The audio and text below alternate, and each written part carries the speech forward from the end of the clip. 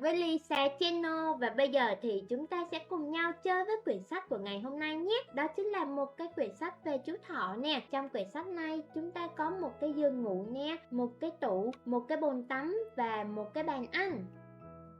Và chị sẽ đánh thức chú thỏ của mình dậy nha. Một chú thỏ màu trắng nè. Chị sẽ cho thỏ đi lại đôi giày nha. Và sẽ mở tủ ra chọn một bộ quần áo để đi tắm nè.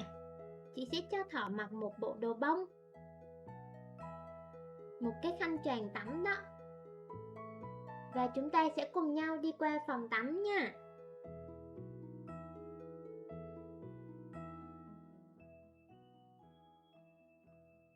Chúng ta hãy giúp cho thỏ tắm rửa thật là sạch sẽ nè. Chúng ta có dầu gội và sữa tắm.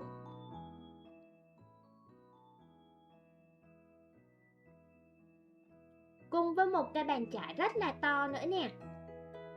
Dùng để kì lưng, kì những cái bộ lông cho chú thỏ nhé. Và vậy là thỏ đã tắm xong rồi.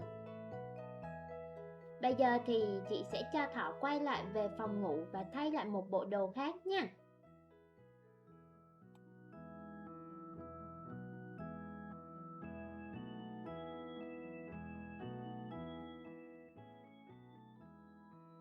Chị sẽ cho thỏ mặc một bộ đồ màu cam nhé.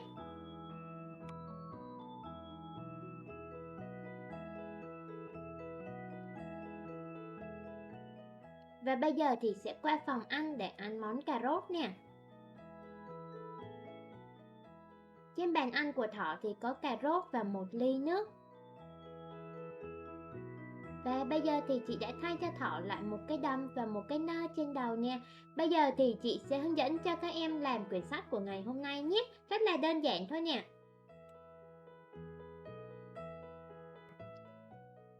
Đầu tiên thì chúng ta sẽ cần có những trang nền và trang bìa giống như vậy nha. Và chúng ta sẽ cần có giường, tủ quần áo, chăn, bồn tắm nè, các bộ quần áo, dầu gội và một chú thỏ. Và cũng như mọi lần chị sẽ sử dụng băng keo trong hoặc là đề can trong suốt để dán cái hình nền lại nhé. Trang nền và trang bìa lại nha.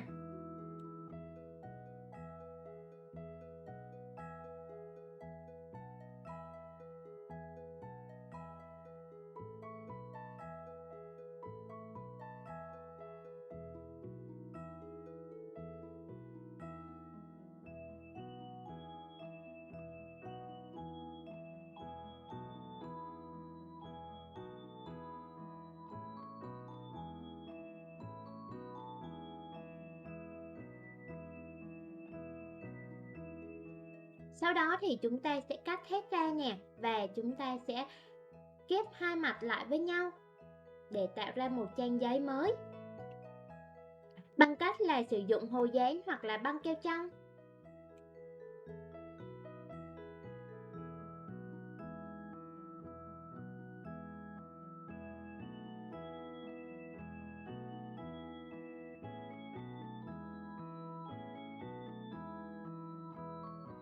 Sau đó thì chúng ta sẽ có 3 trang giấy giống như vậy nha.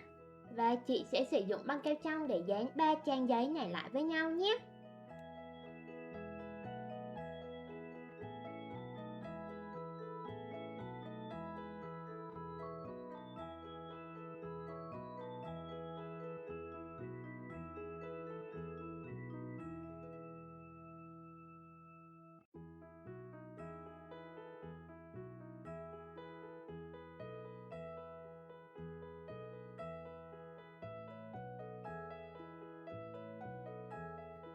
Bây giờ thì chúng ta sẽ dán những cái đồ dùng cần có vô trong quyển sách này nha. Chẳng hạn như là giường nè, tủ nè, bồn tắm nè, bàn ăn nè, bằng cách là sử dụng băng keo trong hoặc là băng keo hai mặt hoặc là hồ dán.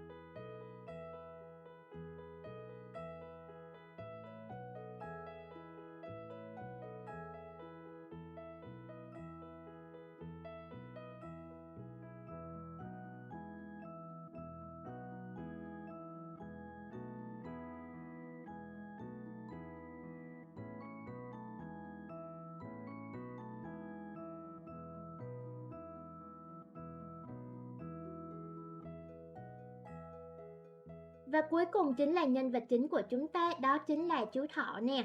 Chị sẽ dán hai mặt lại với nhau nha. Sau khi xem xong video là các em đã biết cách làm rồi đúng không nè? Rất là dễ đúng không? Bây giờ các em hãy thử làm ngay cho mình nhé.